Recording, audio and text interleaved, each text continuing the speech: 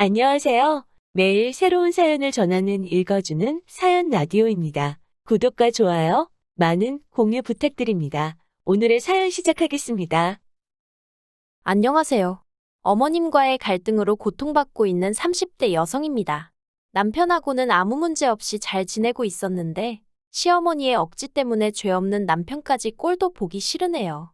아니, 하긴 남편이 중간에서 얼마나 제 역할을 못했으면 어머님이 저한테 그런 요구를 하실 생각을 다 하셨겠어요. 다시 생각해보니까 결국 어머님도 문제지만 남편이 제일 큰 문제가 맞는 것 같네요. 일단 저에 대해서 먼저 이야기를 좀 하자면, 저는 대학교를 졸업하자마자 공무원 시험을 봤어요. 지금이야 공무원이란 직업이 인기가 시들해졌지만 그때는 그래도 정년까지 보장되고 장점이 많은 일자리로 여겨졌거든요. 그래서 저는 1년여간의 수험 생활 끝에 7급 공무원에 합격하였고, 이후로 지금의 직장으로 이직하기 전까지 오로지 일만 하며 시간을 보냈습니다. 하지만 다른 동료들에 비해 제가 어리다 보니 솔직히 버티기가 쉽지 않았습니다. 다른 기관들은 어땠는지, 그리고 지금은 또 어떻게 달라졌는지 모르겠지만 제가 다니던 곳은 텃세도 심했거든요. 제가 9급부터 차근차근 올라온 게 아니라 한 번에 7급에 합격해서 발령을 받아왔다는 사실 하나만으로 저를 미워하는 분들도 계셨습니다. 자격지심아니냐, 공주병 아니냐 하실 수도 있지만 사내 정치질을 겪어보지 않은 사람은 절대로 그때 제가 느낀 비참함을 이해하지 못할 거예요. 아무튼 저는 결국 6년 동안 마음의 상처만 입은 것이 아니라 스트레스로 인해 탈모까지 겪게 되었고 더는 못 버티겠더라고요. 그래서 아는 선배의 소개로 지금의 직장으로 이직을 하게 되었습니다. 솔직히 공무원직이 박봉이긴 했어도 여러 가지 장점이 많은 일자리였기에 그 자리를 제 발로 걷어차고 나온다는 사실이 인정하기 쉽지 않았어요. 하지만 저부터 살고 봐야겠다 싶어서 아쉬워하는 친정부모님께도 죄송한 마음이 컸지만 나름 특단의 결정을 내렸네요. 그리고 이직한 회사에서 지금의 남편을 만나게 되었습니다. 정확히 말하자면 남편과 제가 같은 회사를 다닌 것은 아니고 남편은 제가 이직한 회사의 거래처 직원이었어요. 처음에는 일적으로 엮였고 워낙 이전 직장에서 사람들한테 크게 대었던지라 솔직히 저는 사적인 이야기는 조금도 나눌 생각이 없었거든요. 그런데 남편은 처음부터 제가 여자로 보였다면서 이리저리 열심히 들이대더라고요. 그렇게 한 1년을 밀당 아닌 밀당을 하다가 결국 죽은 사람 소원도 들어준다는데 산 사람 소원 한번 들어주자는 마음으로 데이트를 하게 되었습니다. 그리고 그 데이트를 계기로 저희는 급속도로 가까워져 연애를 시작했고요. 1년도 되지 않는 짧은 만남 끝에 바로 결혼까지 약속하게 되었지요. 하지만 이제 와서 말이지만 제가 결혼을 결심한 건 시부모님이 정말 좋은 분들이라고 생각했기 때문이에요. 솔직히 남편 하나만 놓고 말하자면 저도 좋아서 한 연애였지만 조건이 좋은 건 아니었거든요. 특히나 경제력만 두고 보자면 솔직히 저보다 조금 못한 상황이었어요. 물론 결혼을 결정하는 데 있어서 경제력이 전부는 아니겠지만 경제력을 제외한 다른 부분은 정말 거의 비슷비슷했기 때문에 하는 말입니다. 하지만 제가 어디다 대고 제 남편이 돈을 잘 버네 못 버네 그런 소리를 하겠어요? 솔직히 해봤자 제 입으로 제 남편이 저보다 못났다고 하는 것밖에 안 되는데 그러면 제 얼굴에 침 뱉기나 다름없잖아요. 그래서 주변 지인들은 물론이고 친정부모님께도 솔직히 남편에 대해서 조금 부풀려 말하기도 했습니다. 그리고 그렇게까지 하면서도 결혼을 결심한 거 처음에 말한 대로 시부모님들의 영향이 컸어요. 처음 시댁에 결혼 허락도 받고 인사도 드릴 겸 갔었는데 그때 시부모님이 보여주신 태도는 정말 인상적이었습니다. 사실 주변 지인들로부터 시집살이나 고부 갈등에 대해서 무시무시한 이야기를 워낙에 많이 들었던지라 기대는커녕 걱정이 태산 같았거든요. 그런데 그런 제 걱정은 기우에 불과했습니다. 시댁 현관을 들어서는 순간부터 어머님이 어찌나 저를 반겨주시던지 오히려 몸둘 바를 모르겠더라고요. 그리고 저를 보는 내내 시부모님의 얼굴에선 미소가 끊이질 않았습니다. 어머님이 말씀하시기를 당신은 늘 딸 같은 며느리를 보고 싶었는데 첫째랑은 그게 잘 안 되어서 참으로 섭섭하셨다는 거예요. 하지만 생글생글 웃는 저를 보고 있으니 저랑은 잘 지낼 수 있을 것 같다 하시면서 너무너무 기쁘다고 제 손을 꼭 잡아주셨지요. 그리고는 이 집에서 너는 손가락 하나도 까딱하지 말라고 하시는 게 아니겠어요? 그래서 제가 정말 좋은 어른들을 가족으로 맞이하게 되었다는 생각에 감사한 마음이 절로 들었고, 앞으로 살면서 제가 정말 잘해야겠다는 다짐까지 했답니다. 시댁의 형편은 좋지 않았고, 남편과 제가 한참 결혼 준비를 하던 와중에 아주버님의 이혼 소송이 마무리되었어요. 아주버님이 양육권을 가져오는 대신 위자료를 주게 된 상황이었는데 남편 말로는 그 위자료를 어머님이 내주시게 되었다더군요.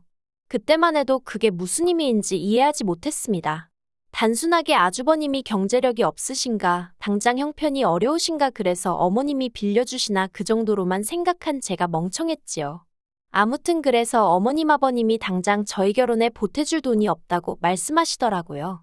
대신 저희가 살다가 어려운 순간이 오면 그때는 잊지 않고 도와주시겠다고요. 그래서 알겠다 했습니다. 솔직히 저도 사람인데 전혀 기대가 없던 건 아니었거든요. 그렇다 보니 아무런 지원도 없을 거란 말에 실망을 하긴 했어요. 하지만 말씀이라도 언젠가 저희가 요청하면 그땐 꼭 해주시겠다 하셨으니 마음만이라도 감사하게 받자 생각하고 신경 쓰지 않으려고 했습니다. 그리고 다행히 친정어머니가 노후 대비로 가지고 계시던 오피스텔을 일단 저희가 집을 살 때까진 들어와서 살 수 있게 내주셨거든요. 오피스텔이긴 해도 방이 2개라서 둘이 사는데 어려움은 전혀 없어 보였고요. 그래서 감사한 마음으로 거기서 신혼살림을 시작했지요. 하지만 사람이 어떻게 그렇게 순식간에 달라질 수가 있는 건지 지인들이 말해준 여러 가지 시집살이가 제가 신혼여행을 다녀온 직후부터 하나씩 시작되더라고요.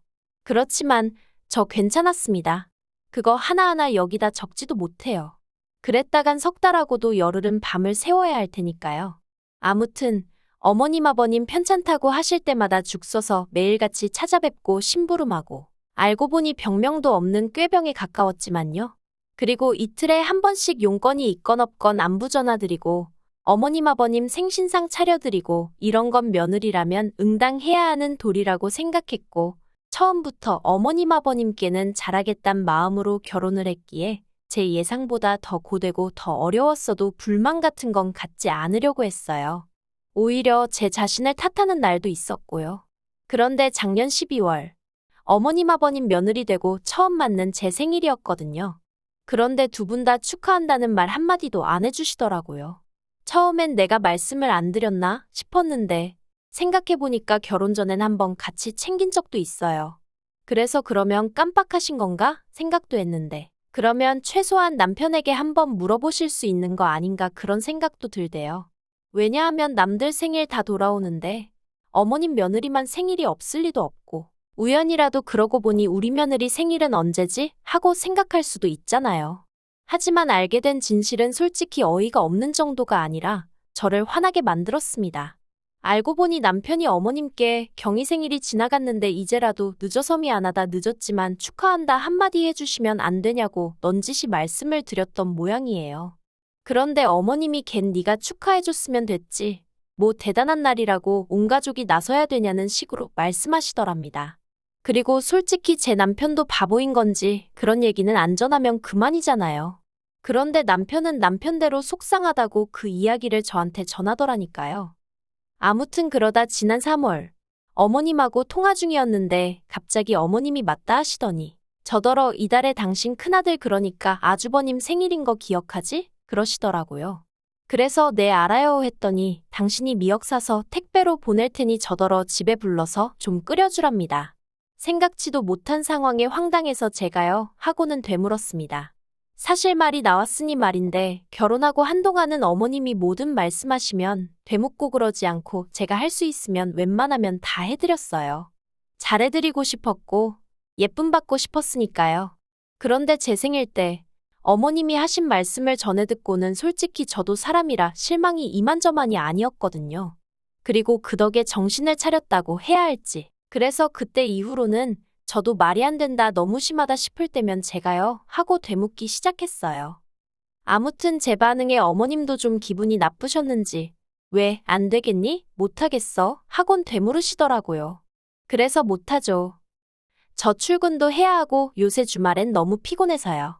그리고 아주버님 생일상을 왜 제가 차려요? 어머님이 차려주시면 안 돼요 하고 덧붙였습니다.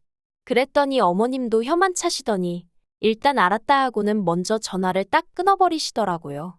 솔직히 며느리란 입장 때문에 그런 어머님의 반응이 마음에 걸렸고 찝찝했지만 그렇다고 다시 어머님 기분 풀어드리자고 눈치 보기도 싫고 그래서 모른 채 하고 있었습니다. 그런데 어머님이 또 한 번 선을 넘으셨습니다. 지난 어버이날에 남편과 함께 시댁을 찾았거든요. 그런데 어머님이 5월에 아주버님 아들 그러니까 시조카 생일이 있다면서 저더러 그의 생일은 어떻게 할 거냐고 물어보시더라고요. 저는 선물을 뭘 할 거냐고 물어보시는 건가 해서 책가방이나 운동화 사주려고요 하고 대답을 했습니다.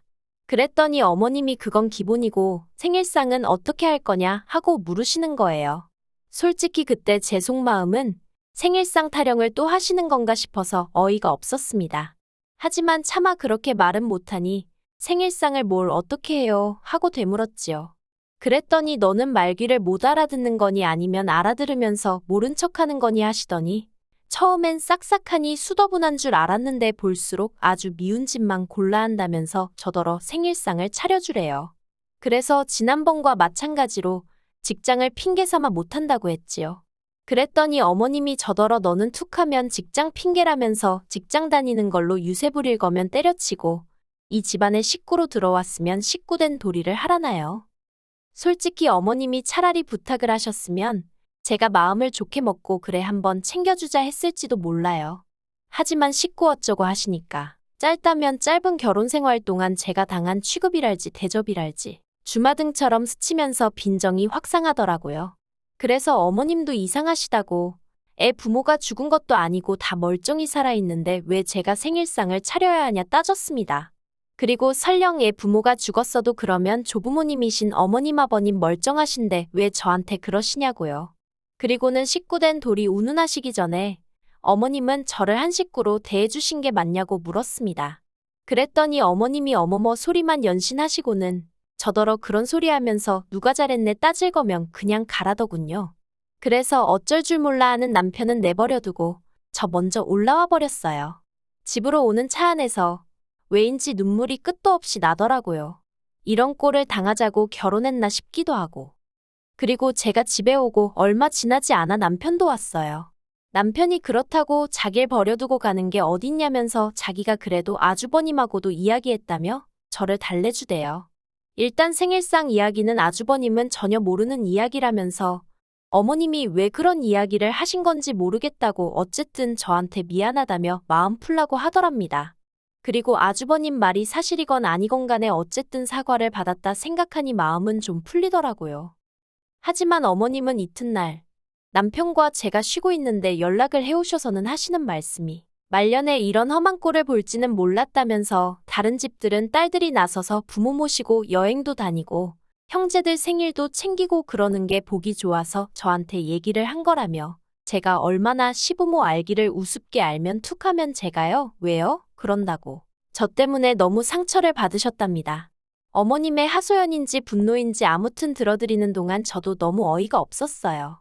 어머님 말씀대로 저도 저희 친정에서는 부모님 모시고 여행도 가고 제 언니 동생 생일도 챙기고 합니다. 그런데 그건 제 가족이고 제 친정이잖아요. 제가 이만큼 살 수 있게끔 여러모로 도와주고 지지해준 진짜 제 가족이요. 저를 위해 포기하고 희생한 부분도 많았을 테고요.